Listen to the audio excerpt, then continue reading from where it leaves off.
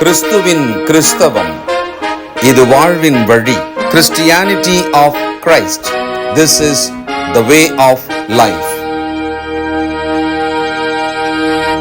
பரிசுத்த ஆண்டவர் இயேசுவின் நாமத்திலே உங்களுக்கு வாழ்த்துக்கள். குறிப்பாக சகோதரர் வம்சி அவருடைய குடும்பத்தாருக்கு, இங்கே வந்திருக்கிற அருமையான அவருடைய உறவுகள் யாவருக்கும் அன்போடு வாழ்த்து கூறி வரவேற்கிறேன். உங்கள் வருகைக்கு நன்றி. தேவனுடைய வார்த்தைகளை கொஞ்ச நேரம் கேட்கும்படியாக நமக்கு ஒரு வாய்ப்பு. அதனால் நம்முடைய மனதை கர்த்தருடைய வார்த்தையை கேட்பதற்காக ஒப்புக் கொடுக்கலாம். பொதுவாக இந்த உலகத்தில் தர்மம் செய்யும் பொழுது அதை எல்லாருக்கும் தெரிய செய்யாமல்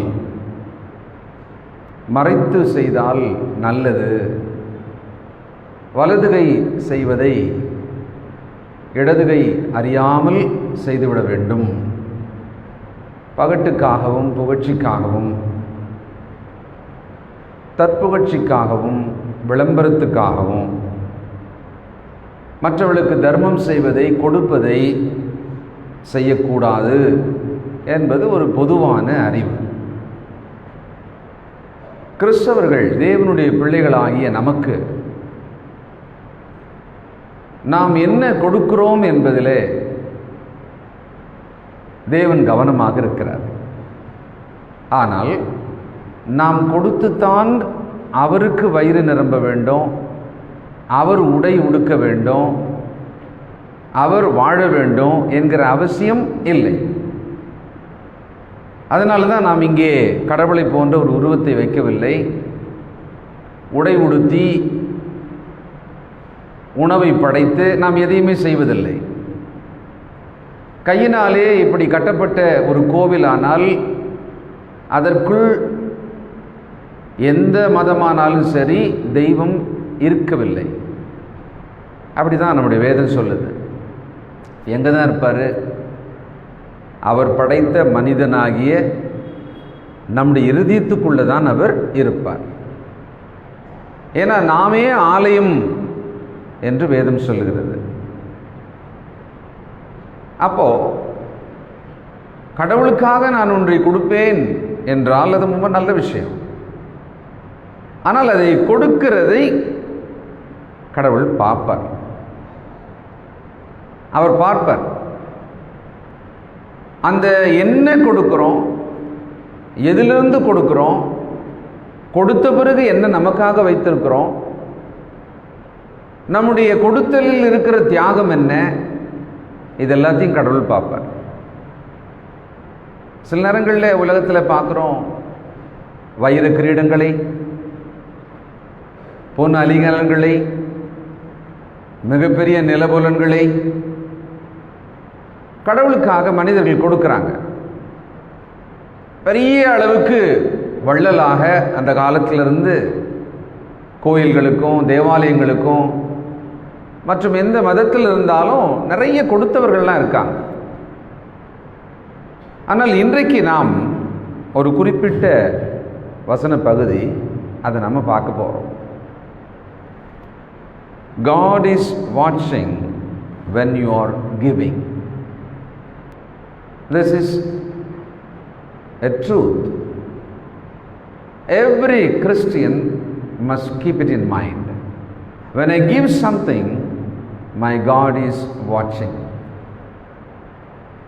Two portions you can write: Mark 12:41 through 44, and then Luke 21:1 through 4. 5 வசனங்கள் தான் இந்த சம்பவம். இந்த 5 வசனங்களிலே ஒரு பெண்மணி அவர்கள் வந்து கடவுளுக்காக ஒரு காணிக்கை போட்டதை தூரத்தில் ஆண்டவர் உட்கார்ந்து பார்த்துக்கிட்டு இருந்தார். இவ்வளவுதான் விஷயம்.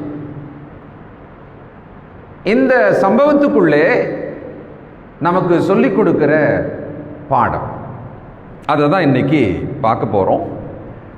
இது நிச்சயம் கவனிக்கிற ஒவ்வொருவருக்கும், ஏற்றுக்கொள்ளுகிற ஒவ்வொருவருக்கும் பிரயோஜனமாக இருக்கும்.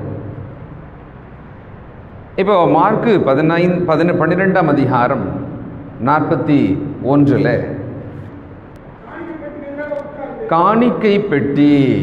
அங்கெல்லாம் பெண்கள் வந்து போகக்கூடிய வாசல் தனியாக இருக்கும். தேவாலயம் இருக்கும், பல வாசல்கள் இருக்கும், 12 வாசல் இருக்கும்னு தெரியும். அதில் பெண்கள் வந்து ஒரு பகுதியில் போவதற்கான வாசல் இருக்கும். மொத்தம் காணிக்கை பெட்டி 13 பெட்டிகள் வச்சிருப்பாங்களாம். எபிரேய எழுத்து ஒவ்வொன்றுக்கும் போல 13 பெட்டிகள் வச்சிருப்பாங்க. ஒரு காணிக்கை பெட்டி அதுக்கு முன்னால ஆண்டவர் இருக்கிறார். இந்த இடத்துல பார்க்கும்போது அவர் ஊழியங்களை எல்லாம் செய்துட்டு களைப்பாக இருக்கிறார். அந்த இடத்துல ஒரு ஓரமாக உட்கார்ந்து தன் சீடர்களோட இருக்கிறார். அந்த காணிக்கை பெட்டி கரெக்டாக எதிர்க்க இருக்கு, அதை பார்த்துக்கிட்டே இருக்கார். அங்கே காணிக்கை போடுவதற்காக மனிதர்கள் வருகிறார்கள், காணிக்கை போடுகிறார்கள், போகிறார்கள். இந்த சம்பவம் அவர்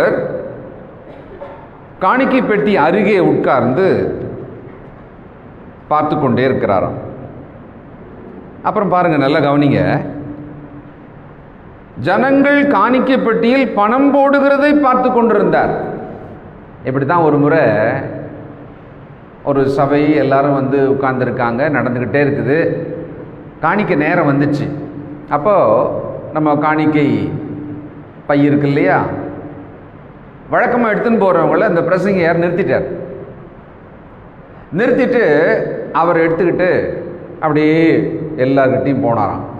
போனவர் என்ன பண்ணார், அவங்க போடுறத அப்படி கொஞ்சம் அப்படி உத்து பார்த்தாராம். பொதுவாக வந்து காணிக்கை எடுக்க போகிறவங்க பார்க்கலாம், பார்க்காம இருக்கலாம். ஆனால் நம்ம என்ன போடுறோன்றத பார்க்கணுன்னு ட்ரை பண்ணி பார்த்தா எப்படி இருக்கும்? இப்போ நம்ம இப்படி போடுறோன்னு வச்சுக்கோமே, அப்படின்னு ஒருத்தர் பார்த்தா என்னடா அதை நம்ம போடுறத அவர் பார்க்குறாரு அப்படின்னு தோணும் இல்லை? ஆனால் அவர் என்ன பண்ணதான் அப்படி தான் பார்த்தாராம். அப்படியே பார்த்துக்கிட்டே எல்லாம் முடிஞ்சு எடுத்துன்னு வந்து வச்சுட்டாராம். அந்த காணிக்கை பையை கொண்டு வந்து வச்சுட்டார். வச்சுட்ட பிறகு எல்லாரையும் பார்த்தா நிறைய பேருடைய முகத்தில் ஒரு கோபம், ஒரு சங்கடம் தெரிஞ்சுதான். அப்போ சொன்னாராம், நான் இந்த காணிக்கையை உங்ககிட்ட வந்து வாங்கினப்ப நீங்கள் என்ன போடுறீங்கன்றத நான் பார்த்தேன், உத்து பார்த்தேன், உங்களுக்கு தெரிஞ்சுதான்னு கேட்டாராம். ஆமாம், அது ரொம்ப கஷ்டமாக இருந்தது. அது எப்படி நாங்கள் போடுறதை நீங்கள் பார்க்கலாம்? நாங்கள் எவ்வளோ கர்த்தருக்கு போடுறோன்றதை நீங்கள் ஏன் பார்க்குறீங்க அப்படின்ற மாதிரி ஒரு சிலர் கோபமாக சொன்னாங்களாம். அப்போ அவர் சொன்னாராம், மன்னிச்சிருங்க, ஒரு விஷயத்தை சொல்கிறதுக்காக தான் நான் அந்த மாதிரி பண்ணேன். நீங்கள் காணிக்கை போடும்போது நான் பார்த்ததை நீங்கள் வருத்தமாக நினச்சிங்க இல்லையா? ஆனால் உங்களுக்கு ஒன்று ஞாபகம் வச்சுக்கோங்க, நீங்கள் காணிக்கை போடும் பொழுது கர்த்தர் நீங்கள் போடுவதை பார்க்கிறார். அதை நீங்கள் ஒன்றும் பண்ண முடியாது. ஒவ்வொரு முறையும் நீங்கள் உங்கள் காணிக்கை போடும்போது அவர் பார்ப்பாரு, அதை மட்டும் நீங்கள் ஞாபகம் வச்சுங்க அப்படின்னாராம். இங்கே ஆண்டவர் இயேசு அந்த காணிக்கை பெட்டிக்கு முன்னாலே உட்கார்ந்து பணம் போடுகிறதை பார்த்து கொண்டிருந்தார். அந்த இடத்துல லூக்காவில் ஒரு வார்த்தையை பார்க்கலாம். 21ஆம் அதிகாரம் 21வது வசனம், முதல் வசனம், மன்னிக்கணும், முதல் வசனம். அவர் கண்ணேறிடித்து பார்த்தபோது, இல்லை, அவர் கண் ஏறிட்டு பார்த்தபோது, அப்படி எங்கேயோ அப்படி பார்த்துக்கிட்டே இருந்தவங்க திடீர்னு ஒருத்தர் ஏதோ ஒன்று செய்ய வராருன்னு சொன்னால் அப்படி எட்டி பார்த்தா எப்படி இருக்கும்? இல்லை, அவர் கண் ஏறிட்டு பார்த்தபோது அப்படின்னா அவர் அதை பார்க்கணுன்றதாகவே பார்த்தார். காணிக்கை போட வராங்க அப்படின்னு சொல்லிட்டு அதை பார்க்கணும் அப்படின்னு தான் அவர் பார்க்குறார்.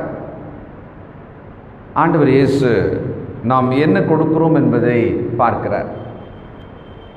நாம் வாழ்க்கையில் நிறைய கொடுக்குறோம். பக்கத்து வீட்டுக்கு, அக்கத்து வீட்டுக்கு, உறவுகளுக்கு, பிள்ளைகளுக்கு என்னமோ கொடுத்துக்கிட்டே தான் இருக்கிறோம், நிறைய கொடுக்குறோம். ஆனால் குறிப்பாக கர்த்தருக்குன்னு கொடுக்க வரும்போது அதை அவர் பார்க்குறாருன்றது நமக்கு ஒரு நினைவில் ஒரு ஜாக்கிரதையாக இருக்கணும். பல நேரங்களில் நாம் அதை நினைவில் வச்சுக்கிறதே இல்லை. ஒரு வழக்கம் மாதிரி, ஒரு பழக்கம் மாதிரி. சர்ச்சுக்கு போகும்போது கையில் சின்ன பிள்ளைங்களாக இருந்தால் அம்மா கொடுப்பாங்க, அப்பா கொடுப்பாங்க, அதை கையில் வச்சுக்குவோம், போடுவோம். சில நேரத்தில் மறந்துடுவோம். சில நேரத்தில் அதை அப்படியே ஸ்நாக்ஸுக்கு வச்சுக்கிட்டு கூட சின்ன பிள்ளைங்க போயிடுறது உண்டு. அந்த காணிக்கையை கண்ணீரிட்டு அவர் பார்த்தாராம். அப்போ பர்பஸாக தான் பார்த்துருக்கார். அங்கே ரொம்ப சரியாக தான் அவர் உட்கார்ந்துருக்கார். பார்க்கணுன்றதுக்காக தான் எதிர்க்க உட்கார்ந்து பார்க்கிறார். அங்கே போடுபவர்களை பார்க்கிறார், என்ன போடுகிறார்கள் என்பதையும் அவர் பார்க்கிறார். எத்தனை வருஷம் நாம் சபை கூடி வந்திருப்போம், எத்தனை முறை கையை நீட்டி நாம் காணிக்கையை போட்டிருப்போம், சில வாரம் போடாமல் இருந்திருப்போம், நம்மக்கிட்ட எதுவுமே இல்லை அப்படின்னு கூட இருந்திருக்கலாம். இல்லாததன்படி அல்ல, நம்மிடத்தில் என்ன இருக்கிறதோ அதன்படி தான் கடவுள் நம்மளை பார்ப்பார். அது ஒன்றும் பிரச்சனை இல்லை. ஆனால் கர்த்தருக்கென்று கொடுக்கும்படியாக நாம் எவ்விதமான ஆயத்தத்தில் இருக்கிறோம், அதுக்கான எப்படி நம்முடைய மனம் இருக்கிறதுன்றதை அவர் அறிவார், நம்முடைய நோக்கத்தை அவர் அறிவார். அப்போ கண்ணீரிட்டு அவர் பார்க்கிறாராம். பார்த்தீங்கன்னா அநேகர் போட்டுகிட்டே இருக்காங்களாம். அதிகமாய் போட்டார்கள். மார்க்கில் சொல்றாரு, அநேகர் அதிகமாய் போட்டார்கள். லூக்காவில் ஐஸ்வர்யவான்கள் காணிக்கை பெட்டியிலே தங்கள் காணிக்கைகளை போடுகிறதை கண்டார். ஐஸ்வர்யவான்கள் அதிகமாய். அப்போ யார் போட்டிருப்பா? ஐஸ்வர்யவான்கள் தானே. அவங்க அதிகமாக போடுவாங்க இல்லையா? நிச்சயமா. ஏன்னா அவங்ககிட்ட நிறைய இருக்கு. அதனால அவங்களுடைய ஐஸ்வர்யத்தின்படியாக அவங்க கர்த்தருக்கு கடவுளுக்கான காணிக்கையை கொடுப்பாங்க. இப்போ இந்த அம்மாவும் வராங்க, ஒரு அம்மா வராங்க. அவங்க யாருன்னு பார்த்தா வசனம் சொல்லுகிறது 42 மார்க்கு 12, ஏழையான ஒரு விதவை ஏழையான விதவை இந்த இடத்துல ஏழை என்பது அவங்களோட நிலைமை, விதவை என்பது அவர்கள் ஆன திருமணமாகி கணவன் இல்லாமல் விதவை ஆக்கப்பட்ட ஒரு நிலைமை. பொதுவாகவே அந்த காலங்களிலே விதவைகள் ஏழையாகவே அதிகமாக இருப்பாங்களாம். எங்கேயோ சிலர் தான் ஐஸ்வர்யவான்களாக விதவைகள் இருப்பாங்க. இவங்க ஏழை, அடுத்தது விதவை. இப்போ ஆண்டவர் ஐஸ்வர்யவான்கள் போடுகிறதை பார்க்கிறார், அதிகமாக போடுகிறதை பார்க்கிறார். ஏழை விதவை வந்தாங்கன்னா அவங்க எவ்வளோ போட்டிருப்பாங்க? நம்மளே கண்ண முடியும்னு சொல்லிடலாம். அது என்ன கையில் ஏதோ சில்லறை இருந்திருக்கும், அதானே போட்டிருப்பாங்க, நம்மளே கூட சொல்லிடலாம். ஆக்சுவலாக அந்த மாதிரி தான் போட்டாங்க. அவங்க என்ன போட்டாங்க பாருங்க, ஒரு துட்டுக்கு சரியான 2 காசை போட்டார்கள். நம்ம நாட்டில் வயசானவங்க இங்கே இருக்கீங்க, உங்களுக்கு தெரியும் அரைனா கால்னா செப்பு காசு, பித்தளை காசு. இப்போ நானே கூட 20 காசு பித்தளையில் பார்த்துருக்கேன், ஞாபகம் இருக்குது. அலுமினியத்தில் 10 காசு 5 காசெல்லாம் பார்த்துருக்கேன். அன்னைக்கு அந்த காலத்தில் செப்பு காசு, அதில் 2 காசு. இது என்ன காசு, இதோட மதிப்பு என்ன தெரியுங்களா? அன்னைக்கு ஒரு சாதாரணமான கூலிக்காரர் ஒரு நாள் கூலி வாங்குறாருன்னு வச்சுக்கோங்களேன். அந்த ஒரு நாள் கூலியை நீங்கள் எத்தனையா பிரிக்கணுமா? 32 பாகமாக பிரித்தா அதில் ஒரு பாகம்தான். இப்போ உதாரணத்துக்கு ஒருத்தர் 320 ரூபா ஒரு நாள் கூலி வாங்குறாருன்னு வச்சுக்கோங்களேன். அதில் 32ல் ஒரு பாகம்னா 10 ரூபா. அந்த 10 ரூபா மட்டும்தான். அப்போது ஒருத்தர் அந்த காலத்தில் 100கள்லாம் வாங்க முடியாது, கொஞ்சம்தான் காசு வாங்குவாங்க. அதை 34 பிரிச்சோம்னா ஒரு காசு, 2 காசு, சின்னதாக 2 காசு, கால்னா அரைனான்லாம் சொல்லுவாங்க பார்த்தீங்களா? எங்கள் தாத்தா சொல்லுவார் தம்படின்னு, அது அதை விட சின்னது. அப்போது இந்த சின்ன காசு 2 காசை போட்டாங்க. பொதுவாக நம்ம கூட பார்த்துருக்கோம், இந்த காணிக்கை போடும்போதெல்லாம் சத்தம் வரும், சிலது சத்தம் வராது. சத்தம் எது வரும்? சில்லறையை போட்டால் சத்தம் வரும், ரூபாயை போட்டால் சத்தம் வராது. இப்போ நம்மெல்லாம் அதில் ரொம்ப கவனமாக இருப்போம். நம்மக்கிட்ட சில்லறை தான் இருக்குன்னே வச்சுக்கோங்களேன். அதை போடும்போது நமக்கு யோசிப்போம், ஏன்னா சத்தம் வரும். ஆனால் நம்ம பேக்கில் வராதுன்னு நினைக்கிறேன். அது ஒரு துணி பை, ஏற்கனவே ரூபாய் நோட்டுகள்லாம் இருந்ததுன்னு வச்சுக்கோங்களேன். நம்ம போட்டோம்னா ரொம்ப பெருசாக அப்படி கேட்குற அளவுக்கு வராது. தட்டு வச்சுருந்தோம்னா வந்துடும், ஒரு மெட்டல் வச்சுருந்தா கண்டிப்பாக வந்துடும். அந்த காணிக்கை பெட்டி அவர்கள் காசு போட்டால் கண்டிப்பாக சத்தம் வரும். அவர்கள் ஏழை விதவை 2 செப்பு காசுகள் அதை போட்டாங்களாம். இப்போது இந்த அம்மா போட்டதில் இதை பார்த்து ஆண்டவர் நமக்கு என்ன சொல்ல போறார்? அதை தன் சீடர்களை கூப்பிட்டு சொன்னார். இப்போ என்ன சொன்னார் பாருங்க, 43வது வசனம். அப்பொழுது அவர் தம்முடைய சீஷரை அழைத்து, காணிக்கை பெட்டியில் பணம் போட்ட மற்ற எல்லாரை பார்க்கிலும், அப்படின்னா இவங்களும் வாட்ச் பண்ணி தான் இருந்திருக்காங்க, மற்ற எல்லாரை பார்க்கிலும் இந்த ஏழை விதவை அதிகமாய் போட்டாள் என்று மெய்யாகவே உங்களுக்கு சொல்லுகிறேன். இந்த ஏழை விதவை அதிகமாக போட்டாள். புதுசாக ஒரு வேளை இன்றைக்கி கேட்குறீங்கன்னு சொன்னால் உங்களுக்கு கொஞ்சம் ஆச்சரியமாக இருக்கும். ஐஸ்வர்யவான்கள் அதிகமாக போட்டாங்கன்னு ஏற்கனவே பார்த்தோம். நமக்கே ஒரு நாலேஜ் இருக்குது. ஒரு பெரிய ரிச் மேன் சொன்னாக்கா அவர் ரூபாய் நோட்டுகளை போட்டிருப்பார். ஏழை விதவை அதுவும் செப்பு காசு 2 போட்டாங்கன்னா அது கண்டிப்பாக கொஞ்சம் தானே அப்படின்னு நமக்கு தெரியும். ஆனால் ஆண்டவர் சொல்றாரு, இந்த காணிக்கை போட்டவங்களிலேயே இந்த ஏழை விதவை போட்ட அந்த 2 காசு தான் அதிகம் என்றார். தேவன் நாம் காணிக்கை போடும் பொழுது அதை பார்க்கிறார். இப்போ 2வது விஷயம் என்ன தெரியுங்களா? அவர் அதை எப்படி பார்க்கிறாரு. ஆனால் அதை அவர் எப்படி அதை அவர் எப்படி எடுத்துக்கிறார், இதை நம்ம கவனிக்கணும். நம்ம எப்படி எடுத்துக்குவோம்? ஐஸ்வர்யவான்கள் நிறைய போட்டாங்க, கொட்டினாப்பா, நிறைய போட்டார்ப்பா, அவர் ரிச் மேன், பணக்காரன் தான். அது நிச்சயமாக நமக்கு எவ்வளோ பயன்படும், நம்முடைய வேலைகளுக்கெல்லாம் எவ்வளோ பயன்படும். நிறைய போட்டாங்க. ஏழை அது என்ன ஒன்றுத்துக்கும் போயிடும் கிடையாது. 2 காசு ஏதோ சில்லறையை போட்டுது அந்த அம்மா. இது நம்ம பார்வை. ஆனால் ஆண்டவர் அதை எப்படி பார்த்தாருன்னா, ஐஸ்வர்யவான்கள் போட்டதை சொல்லலை, இந்த ஏழை போட்டதை அதிகம் என்றார். அப்படின்னா அதுக்கு ஒரு காரணம் இருக்கணும். ஆண்டவர் அது அதிகம் சொல்றதா இருந்தால் அதுக்கு ஒரு காரணம் இருக்கணுமா இல்லையா? காரணத்தையும் சொல்றார். காரணம் பாருங்க, இந்த ஏழை விதவை அதிகமாய் போட்டாள் என்று மெய்யாகவே உங்களுக்கு சொல்லுகிறேன். காரணம் 44ஆம் வசனம். அவர்கள் எல்லாரும் தங்கள் பரிபூர்ணத்திலிருந்து எடுத்து போட்டார்கள், இவளோ தன் வறுமையிலிருந்து தன் ஜீவனத்துக்கு உண்டாயிருந்ததெல்லாம் போட்டுவிட்டாள். தன் வறுமையிலிருந்து. அப்ப ஏழை அத இன்னொரு வார்த்தையில சொல்றதா இருந்தா வறுமை. அடுத்தது அந்த அம்மா விதவை. விதவைனாலே உதவியற்றவர்கள். யாருமே அவங்களுக்கு உதவ மாட்டாங்க, யாரும் அவங்கள போய் விசாரிக்கவும் மாட்டாங்க பெருசா. ஏன்னா அவங்க உதவி கேட்பாங்க. அவங்க ஏழையா பேர் இருக்காங்க, அவங்ககிட்ட யாரும் எப்படிமா இருக்கீங்க, சாப்பிட்டீங்களா, ஏன்னா இல்லைன்னா நம்ம உதவி செய்ய வேண்டியதாயிடும் இல்லை. அதனால உதவியற்றவர்களாகவே இருப்பார்கள். அவர்கள் தனித்து கைவிடப்பட்டவர்களாகவே இருப்பார்கள். அவர்கள் ஒதுங்கி வாழ்வார்கள். ஆனால் தேவன் பைபிளில்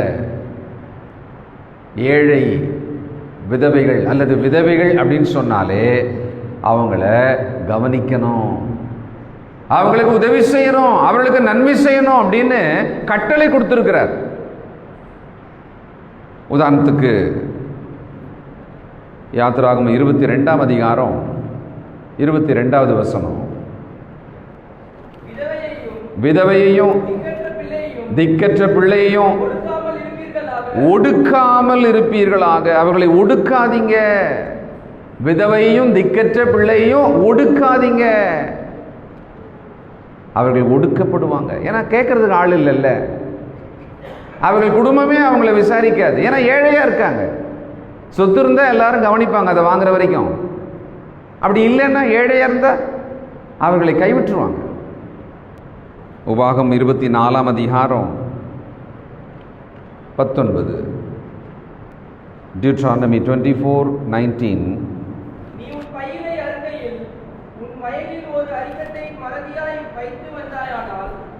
வயல்ல போயிட்டு அறுவடை செய்யும் பொழுது எல்லாத்தையும் எடுத்துட்டு வந்துருவாங்க. ஏதாவது 1-2 விட்டுட்டீங்கன்னு சொல்லிட்டு நீங்க திரும்ப போய் எடுக்காதீங்கன்றார் கடவுள். ஏன்னா யாராவது ஒரு ஏழை வந்தா அதை எடுத்துன்னு போட்டோம், அடடாப்பா 2 கட்டு விட்ட பாருப்பா போய் எடுத்துன்னு வா அப்படின்னு சொல்லாதீங்க. அடுத்தது வயல்ல நீங்க எடுத்துன்னு வரும்போது தானியங்கள்லாம் சிந்திரும், அதை போய் தொடப்பத்தில் பெருக்கின்னு வந்துடாதீங்க. அதுக்குன்னு வந்து அதை எடுக்கிறதுக்கு ஏழைங்க இருப்பாங்க, ஒரு விதவை இருப்பாங்க.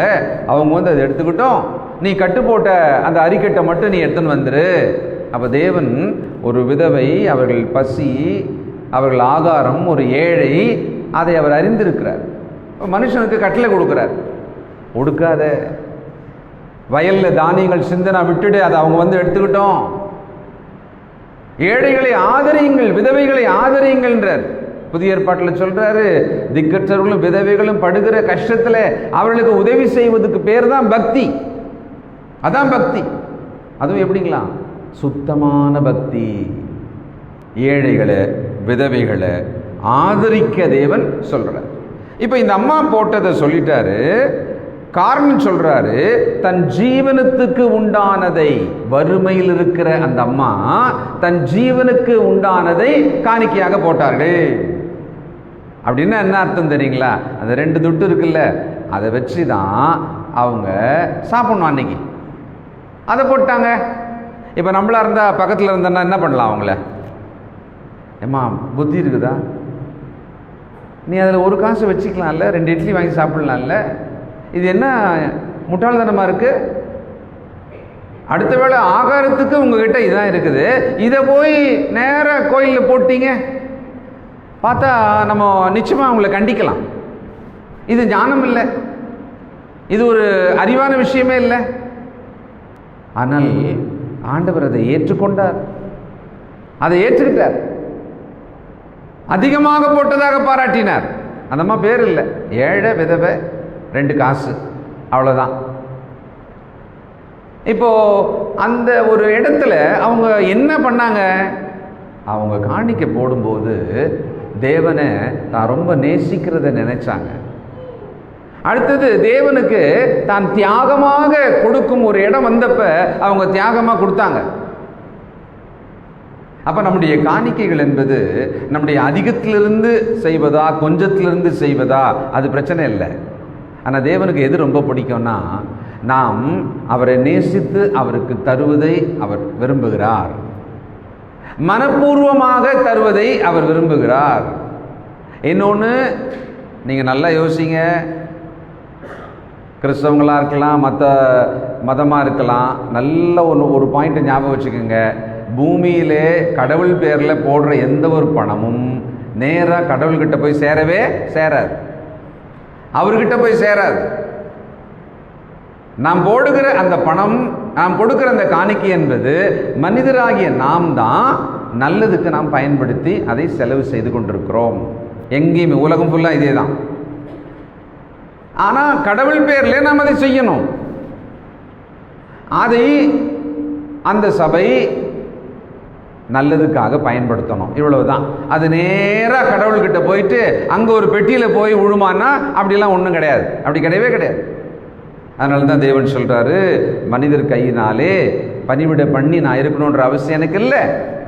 வானம் பூமி எல்லாம் என்னுடையது, பொன்னும் பொருளும் எல்லாம் என்னுடையது, நீங்கள் எனக்காக கொடுக்கணும் அப்படின்றத நான் பார்க்க விரும்புகிறேன், அதை தான் பார்க்க விரும்புகிறார். அதனால தான் நாம் காணிக்கை போடுவதை கர்த்தர் கவனிக்கிறார், அதை பார்க்கிறார். அதில் அவர் எந்த அளவுக்கு பார்க்கிறார்னா, நாம் அப்படி போட்டுட்ட பிறகு மீதி எவ்வளவு நம்மகிட்ட இருக்குன்றதை பார்க்கிறார். அப்போ அதிகமாக வைத்திருக்கிறவர்கள் கஞ்சத்தனமாக செய்தால் கடவுளுக்கு தெரியும். சில நேரங்களில் நாம் அப்படிதான் செஞ்சிடறோம். தேவனுக்குரிய விஷயத்தில் இது போதும், எவ்வளோ பண்ணால் போதும் அப்படின்னு நினைச்சிடறோம்.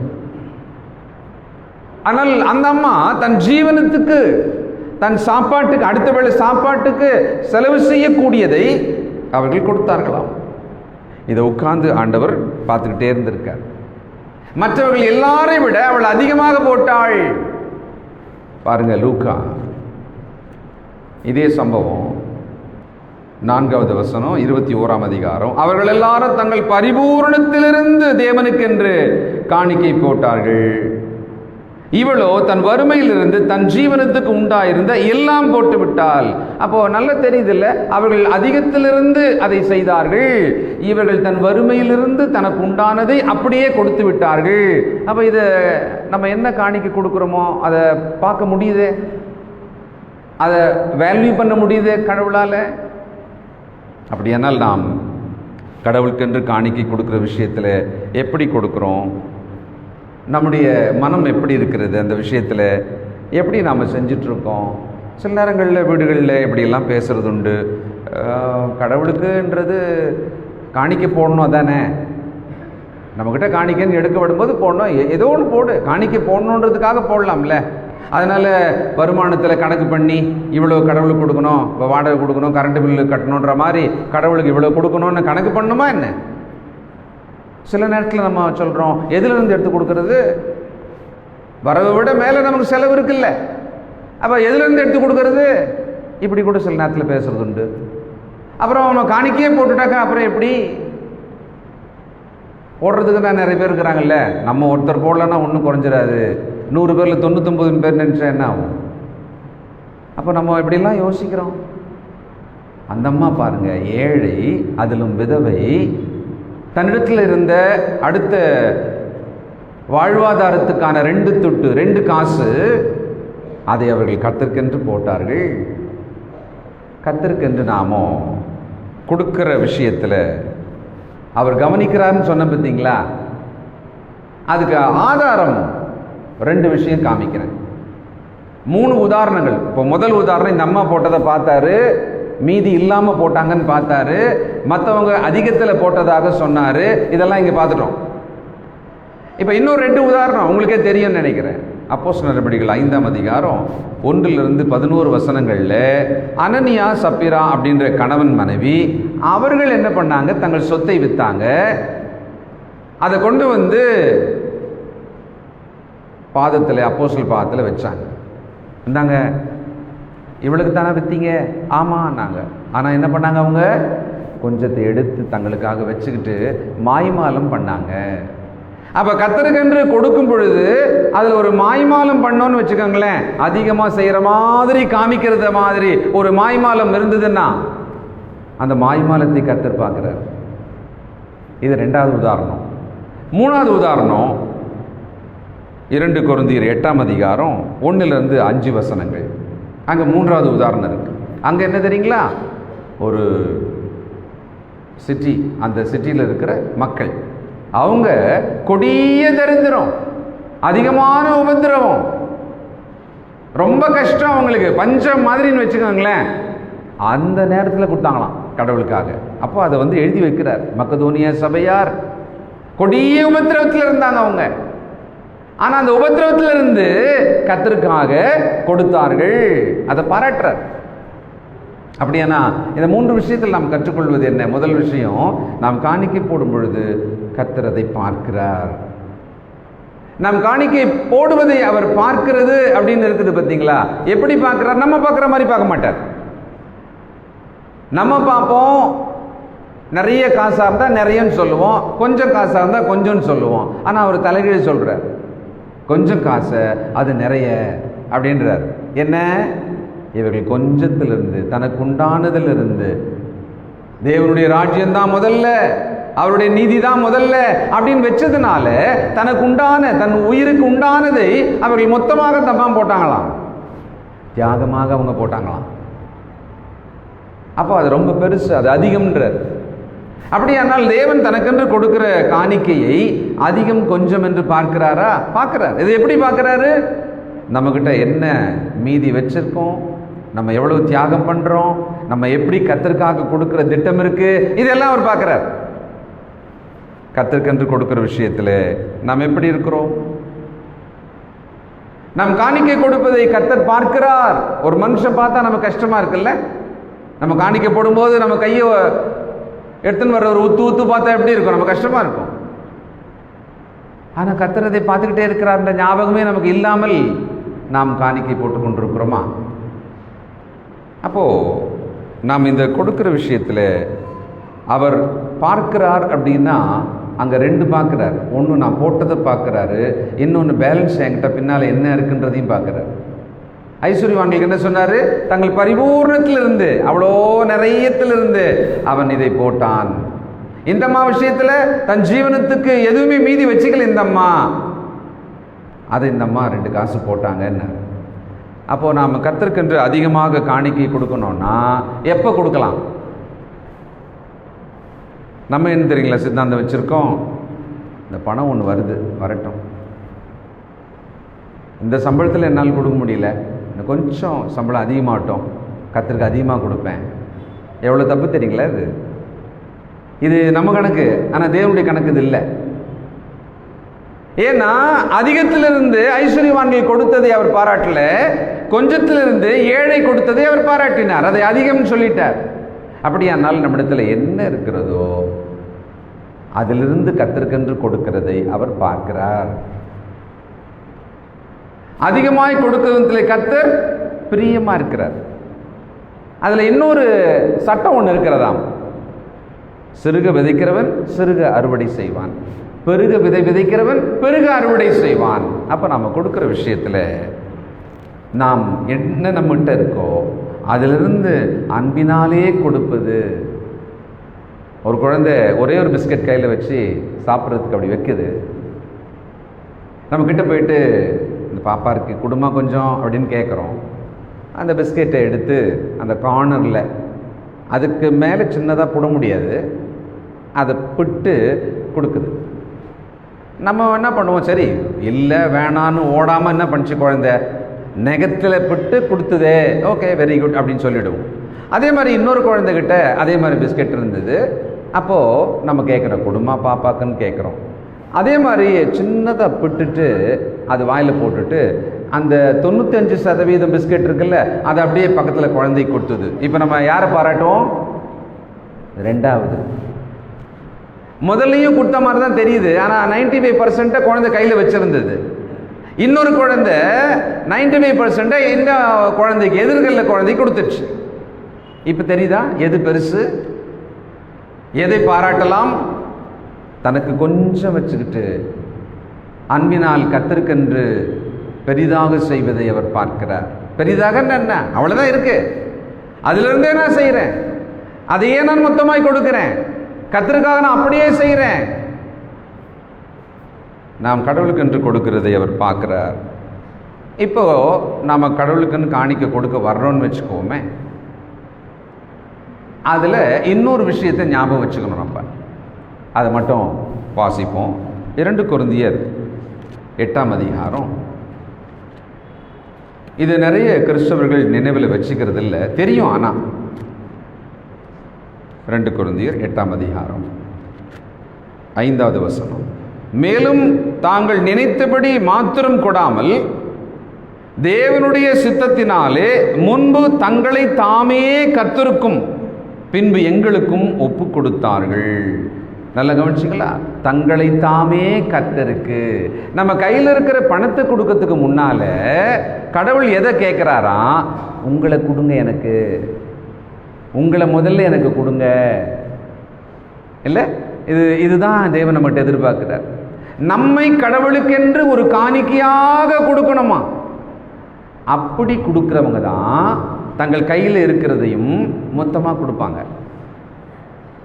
தன்னை கொடுக்காதவர்கள் தங்கள் கையில் இருக்கிறத கொஞ்சமாக தனக்கு அதிகம் வைத்துக்கொண்டு கர்த்தருக்குன்னு கொஞ்சம் கொடுப்பாங்க.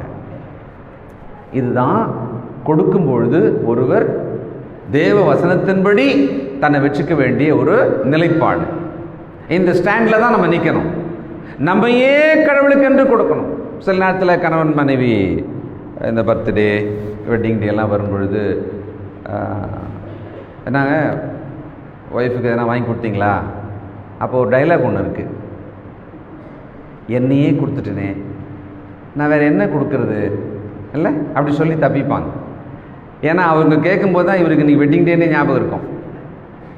அப்போ தான் சமாளிப்பார் இவர்.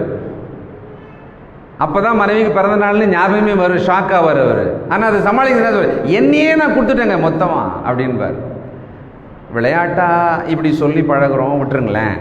கர்த்தருக்கென்று கடவுளுக்கென்று நம்மையே கொடுப்பது போல ஒரு மனசு அல்லது அப்படி ஒரு எண்ணம், அப்படி ஒரு முயற்சி நம்ம சிந்திக்கிறோமா? அப்படி செஞ்சுருக்கோமா? அப்படி ஒரு கமிட்மெண்ட்டு நம்ம மனசில் இருக்கா? தேவன் எதிர்பார்க்கிறார். சொல்றாரு, முழு உள்ளத்தோடும் முழு ஆத்மாவோடும் முழு மனதோடும் அப்படின்றார். அவரை அன்பு கூறணுமா? அப்படின்னு என்ன அர்த்தம்? முழு சரீர பலம், முழு ஆத்மாவோட முழு மனதோட என்னை நேசிக்க வேண்டும் என்று சொன்னால் உங்களை அப்படியே மொத்தமா எனக்கு நீங்கள் கொடுக்க வேண்டும் அப்படின்றார். அதை இன்னொரு வார்த்தையில் சொல்லும் பொழுது பவுல் சொல்றாரு, உங்களை உயிரோடவே ஒரு பலி மாதிரி கொடுங்க. உங்களை உயிரோடவே ஒரு பலி மாதிரி கொடுங்க. கர்த்தருக்கென்று கொடுக்கிற விஷயத்தில் நாம் எப்படி இருக்கிறோம்? நாம் கர்த்தருக்கென்று கொடுக்கிறதுல நம்மை கொடுப்பதாக ஒரு மனம், நம்மிடத்தில் இருக்கிறதை கொடுக்கும் பொழுது அதை நாம் எப்படி கொடுக்கிறோம்? மீதத்தின் மேலே எவ்வளவு கவனம் வைக்கிறோம்? கொடுப்பதில் எவ்வளவு கணக்காக அதை கொடுக்கிறோம்? அதில் நம்முடைய மனசு எப்படி இருக்கு? சில நேரத்தில் மனுஷனே நம்மளை நிராகரிக்கிறான். ஏதோ உதவி கேட்டோம், அதை கொடுக்குறாரு ஒருத்தர்னு வச்சுக்கோங்களேன். வச்சுக்க, சரி சரி பரவாயில்ல வச்சுக்க. எப்பா நீ முழு மனுஷாக கொடுக்குறியா? நீ முழு மனுஷாக கொடுத்தா கொடு, இல்லைன்னா வேணாம். இவர் ரொம்ப நீட்டில் தான் இருப்பார். ஆனால் அந்த நேரத்தில் கூட அவன் என்ன எதிர்பார்க்குறான் பார்த்தீங்களா? ஒரு முழு மனசு இல்லாத ஒருத்தர் அப்படி ஒதுறாருன்னு வச்சுக்குவோமே, தன்மானம் இல்லை, அந்த நேரத்தில் வேணான்றோம் நம்ம. அப்போ ஒரு மனிதன் தேவையில் இருக்கும்போது கூட ஒருவர் மனதார கொடுக்கலன்னா அதை நிராகரிக்கணும்னு தோணுது மனுஷனுக்கு. தேவன் எல்லாம் உடையவர். அவர் ஒன்று சொல்கிறேன், யோசிங்களேன். கடவுளுக்கு நான் இப்போது ஒரு 10,000 ரூபா எடுத்து கொடுக்குறேன்ப்பா அப்படின்னு வச்சுக்கோங்களேன். இந்த 10,000 ரூபாவை எந்து அப்படின்னு சொன்னான்னா முதல் தப்பு. ஏன்? இது அவருது. இல்லை நான் உழைச்சனே அப்படின்னு சொன்னால் அதுக்கான உயிர், அதுக்கான உணவு, அதுக்கான சக்தி, அதுக்கான வாய்ப்பு எல்லாமே கொடுத்தது யாரு? அவர் தான். அப்போது ஒரு ராஜாவுக்கு இது புரிஞ்சு போச்சு. அதனால் அவர் என்ன சொல்லிட்டாரு, கடவுளுக்காக எல்லாம் கொடுத்துட்டு அவர் ஒரு வார்த்தை சொல்கிறாரு, உம்முடையதை எடுத்து உமக்கே கொடுக்கிறோம். அவர் பெரிய ராஜா. அவர் சொன்னார், உம்முடையதை எடுத்து உமக்கே கொடுக்கிறோம்னார். இப்போ நாம் கர்த்தருக்கென்று கொடுக்குற விஷயத்தில் இனி வரும் நாட்களில் நாம் எவ்வளவு கொடுக்கிறோமோ அதை கர்த்தர் முதல்ல பார்க்கிறார். இரண்டாவது, நாம் அதை கொடுக்கும் பொழுது அது கொஞ்சமா அதிகமா அப்படின்றத நான் முடிவு செய்யறதில்ல, அவர் அதை முடிவு செய்கிறார். சரி, நான் அதை எப்படி அதிகமாக கொடுக்கலாம்? மீதத்தை அதிகமாக நான் வைத்துக் கொள்ளாமல் கர்த்தருக்கென்று கொடுக்கிறது, தான தர்மம் செய்வது, நல்லது செய்வது, இதில் என்னை தாராளமாக, வசனம் அப்படித்தான் சொல்லுது, உதாரத்துவமாய் கொடுங்கள், தாராளமாய் கொடுங்கள். ஒரு கிறிஸ்தவனே ஐஸ்வர்யவானா இருக்கிறாருன்னு வச்சுக்கோங்களேன், வசனம் சொல்லுது, ரொம்ப தெளிவா புத்திமதி சொல்லுங்க. அப்படிப்பட்டவங்களுக்கு அவர்களை தாராளமாய் கொடுக்க சொல்லுங்க. பரலோகத்தில் பொக்கிஷம் சேமிக்க பூமியிலே தங்களுடையதெல்லாம் கொடுக்க சொல்லுங்க அப்படின்றார். ஆச்சரியமா இருக்கு. இதுதான் தேவன் நம்மிடத்தில் எதிர்பார்க்கிறார். இந்த பூமிக்குரியதன் மேலேயே நம்முடைய மனதை வச்சுக்கிட்டு, இந்த பூமிக்குரியதன் மேலேயே நம்முடைய இருதயத்தை மொத்தமாக வச்சுக்கிட்டு வாழாம பரலோகத்திலே தேவனுக்குரியதை நினைக்கிற மக்களாக நாம் வாழ வேண்டும்.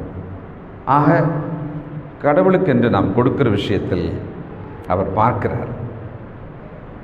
நம்மிடத்தில் மீதி எவ்வளவு இருக்கிறது, எவ்வளவு கொடுக்க நாம் திட்டமிட்டோம் பார்க்கிறார். அதில் அதிகம் கொஞ்சம் என்பதை அவர் முடிவு செய்கிறார். நான் தியாகமாக கொடுப்பதை அவர் பாராட்டுகிறார். இன்னொன்று, நாம் கொடுக்கிறதை அவர் திரும்ப 100 மடங்கு கொடுப்பார். அவர் அப்படிதான் சொல்றார். கொடுங்கள், அப்பொழுது உங்களுக்கு கொடுக்கப்படும். நீங்கள் எந்த நிமித்தமாக எதையாவது கொடுத்தால் இந்த பூமியிலே அதை 100 மடங்காக திரும்ப பெறுவீர்கள் என்றார். இவ்வளவு வாக்கு, இவ்வளவு ப்ராமிஸ் இருக்கு. அப்போ நம்ம ரொம்ப நம்பிக்கையோடு கொடுக்கலாம். நான் கடைசியாக ஒரு வார்த்தை பயன்படுத்தினேன், நம்பிக்கையோடன்னு சொல்லிட்டு. இதுதான் நம்மகிட்ட இருந்தது. என்ன? தன் ஜீவனத்துக்குரியதை கொடுத்துட்டாங்கல்ல, அவங்களுக்கு ஒரு நம்பிக்கை இருந்தது இல்லை. அடுத்த வேளை ஆகாரத்தை யார் பார்த்துக்குவா? கர்த்தர் பார்த்துக்குவார். என்னம்மா நீ இப்போ போட்டுட்டியே, நீ அடுத்த வேளை சோறுக்கு என்ன பண்ணுவ அப்படின்னு அப்படி வெளியே போகும்போது ஒருத்தர் கேட்டாங்கன்னு வச்சுக்கோமே, அந்த மாதிரி என்ன சொல்லுவாங்க? கர்த்தர் பார்த்துக்குவார். பறவை எல்லாத்துக்கும் அவர் தானே போஷிக்கிறாரு. எனக்கான ஆகாரத்தை அவளோட மகன் நான், எனக்கு அவர் கொடுத்துருவாருமா அப்படின்னு சொல்லிட்டு போயிட்டே இருப்பாங்க. அப்போ நாம் காணிக்கை கொடுக்கும் பொழுது நான் உன்னை வெளிப்படுத்துகிறேன், தேவன் மேலே என்னுடைய நம்பிக்கையை நான் வெளிப்படுத்துகிறேன். அந்த நம்பிக்கை இல்லாதவர்கள், தேவனை நேசிக்காதவர்கள், அவர்களால் கொடுக்கவே முடியாது. நாம் யாராக இருக்கிறோம்? ஜெபம் செய்வோம். சர்வ வல்லமையும் நீதியும் உள்ள பரிசுத்த பிதாவே, ஏதோ இந்த மாலை நேரத்தில் அருமையான குடும்பத்தார் மகிழ்ச்சியாக ஆயத்தமாக ஏதோ சபையோடு சேர்ந்து பரிசுத்தவான்கள் நடுவிலே உறவுகளை எல்லாம் அழைத்து இந்த வேளையை அவர்கள் பிரயோஜனமாக்கி கொண்டதற்காக உமக்கு ஸ்தோத்திரம். அவர்கள் இதற்காகப்பட்ட பிரயாசத்தை நீர் பார்த்து அதற்குரிய பலனை அவர்களுக்கு கொடுத்து ஆசீர்வதிப்பீராக. நாங்கள் உமக்கென்று கொடுக்கிற விஷயத்தில் உம்முடைய சத்தியத்தை, உம்முடைய நீதியை மறந்து விடுகிறோம். இப்பொழுது எங்களுக்கு நினைப்பூட்டியதற்காக உமக்கு ஸ்தோத்திரம். நாங்கள் ஏதோ பெரிதாய் கொடுப்பதை போல நினைத்து விடுகிறோம். எங்களை மன்னியும் தகப்பனே. நாங்கள் எதை கொடுத்தாலும் அது ஏற்கனவே உம்முடையது. உம்முடையதை எடுத்து உமக்கே நாங்கள் கொடுக்கிறோம். பெருமை பாராட்ட ஒன்றுமில்லை. இதில் நாங்கள் உம்மை வஞ்சிக்காமல் நடந்து கொள்ள எங்களை வழி நடத்தும். உமக்கென்று கொடுத்த நல்ல உள்ளங்கள் அநேகரால் தான் ஊழியங்கள் நடக்கிறது. உலகத்திலே பல ஊழியங்கள் நடக்கிறது. அநேக பரிசுத்தவான்கள் கொடுக்கும் காணிக்கையால் அநேக மனுஷர் ரட்சிக்கப்படுகிறார்கள். தகப்பனே, நாங்களும் கூட அப்படி உமக்கென்று கொடுக்க, எங்கள் ஜீவனத்துக்கு உரியதையே கொடுக்க, நம்பிக்கையோடு கொடுக்க எங்களுக்கு நல்ல அறிவு, புத்தி, தெளிவு தாரும். குடும்பத்தாரை வந்த ஒவ்வொருவரையும் ஆசீர்வதியும். அவர்கள் கொடுத்த ஆகாரத்தை உண்டு மகிழ்ச்சியோடு செல்ல ஒவ்வொருவரையும் ஆசீர்வதியும். இயேசு கிறிஸ்துவின் நல்ல நாமத்தில் தயவாய் ஜெபிக்கிறோம் எங்கள் நல்ல பிதாவே. ஆமென்.